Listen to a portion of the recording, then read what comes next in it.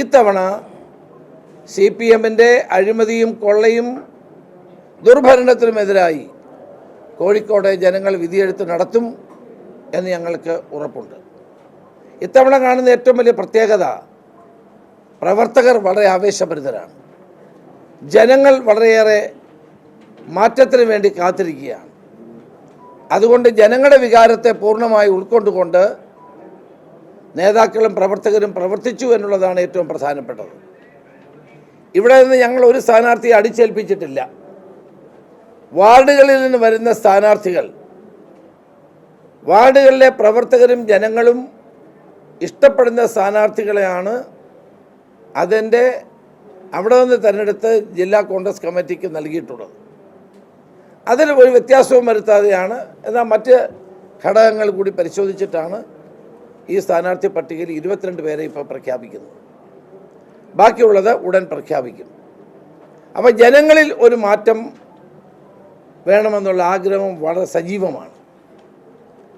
അതുകൊണ്ടാണ് ഇത്തവണ ജില്ലാ പഞ്ചായത്ത് കോഴിക്കോട് ജില്ലാ പഞ്ചായത്തിലേക്ക് 7 സീറ്റുകൾ ഓൾറെഡി നമ്മൾ പ്രഖ്യാപിച്ചു കഴിഞ്ഞു. ഇനി 7 സീറ്റൂടെ പ്രഖ്യാപിക്കാനുണ്ട്. അതും വൈകാതെ പ്രഖ്യാപിക്കും. ഗ്രാമതലങ്ങളിൽ, പഞ്ചായത്തുകളിൽ, മുനിസിപ്പാലിറ്റികളിലൊക്കെ വളരെ വേഗതയിൽ സ്ഥാനാർത്ഥി നിർണയം നടന്നുകൊണ്ടിരിക്കുകയാണ്. ഏതാനും ദിവസങ്ങൾക്കുള്ളിൽ തന്നെ ജില്ലാ കോൺഗ്രസ് കമ്മിറ്റിയും ജില്ലാ സ്റ്റിയറിംഗ് കമ്മിറ്റിയും അതിനുള്ള അനുവാദം കൊടുത്ത് അതിൻ്റെ പ്രവർത്തനങ്ങളും മുന്നോട്ട് കൊണ്ടുപോകും. കേരളത്തിൽ ആദ്യമായിട്ടാണ് കോൺഗ്രസ് UDF ഒരു വൻതോതിലുള്ള മുന്നൊരുക്കം ഈ തെരഞ്ഞെടുപ്പിൽ നടത്തിയത്.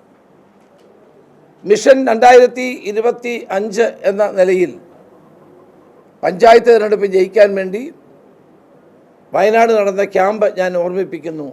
ആ ക്യാമ്പിലെടുത്ത തീരുമാനം അക്ഷരാർത്ഥത്തിൽ നടപ്പാക്കുകയാണ്. അന്ന് മിഷൻ 2025 ശ്രീ K. സുധാകരൻ പ്രസിഡൻ്റായിരുന്ന സമയത്ത് ആരംഭിച്ചതാണ്. പിന്നീട് ശ്രീ സണ്ണി ജോസഫ് KPC പ്രസിഡൻ്റായപ്പോൾ അത് തുടരുകയാണ്. കേരളം അങ്ങോളം ഇങ്ങോളം UDFന് അനുകൂലമായൊരു തരംഗം നിലനിൽക്കുന്നു.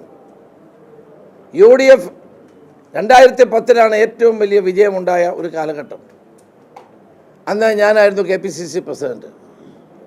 അതിനെപ്പോലും വെല്ലുന്ന വിജയമുണ്ടാകത്തക്ക നിലയിൽ പ്രവർത്തകർ ഊർജ്ജസ്വലരാണ്. രാഷ്ട്രീയ അന്തരീക്ഷം അനുകൂലമാണ്. കേരളം ഭരിക്കുന്ന ഇടതുപക്ഷ ഗവൺമെൻറ്റിൻ്റെ ദുർഭരണത്തിനെതിരായി ജനങ്ങൾ ഒരവസരം കാത്തിരിക്കുകയാണ്.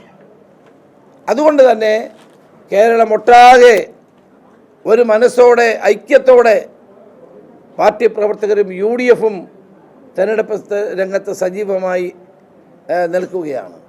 ഈ തദ്ദേശ സ്വയംഭരണ തെരഞ്ഞെടുപ്പിൽ UDF കേരളത്തിൽ വൻ വിജയം കൊയ്യും എന്ന കാര്യത്തിൽ സംശയം വേണ്ട.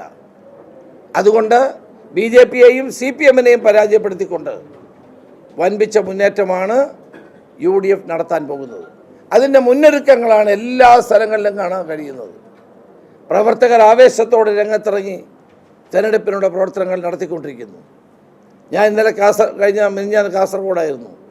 കാസർഗോഡ് മുതൽ തിരുവനന്തപുരം വരെയുള്ള 14 ജില്ലകളിലും പ്രവർത്തകരുടെ ആവേശവും ജനങ്ങളുടെ പിന്തുണയും വളരെ ദൃശ്യമാണ്.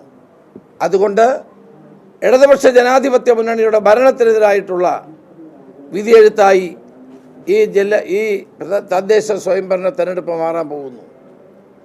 അതിന് എല്ലാവരുടെയും സഹായം ഞാൻ അഭ്യർത്ഥിക്കുന്നു. കോഴിക്കോട് കോർപ്പറേഷനിൽ ഇത്തവണ മിന്നുന്ന വിജയം UDF കൈവരിക്കും. UDF ഘടകകക്ഷികളും അതിന് നേതൃത്വം കൊടുക്കുന്ന കോൺഗ്രസ് പാർട്ടിയും ഒരുമിച്ച് ഈ തെരഞ്ഞെടുപ്പിനെ വളരെ പ്രതീക്ഷയോടുകൂടി നേരിടുകയാണ്. കോർപ്പറേഷനിലെ ജനങ്ങളുടെ പിന്തുണ ഉണ്ടാകണം എന്ന് ഞങ്ങൾ വിനയപൂർവ്വം അഭ്യർത്ഥിക്കുന്നു.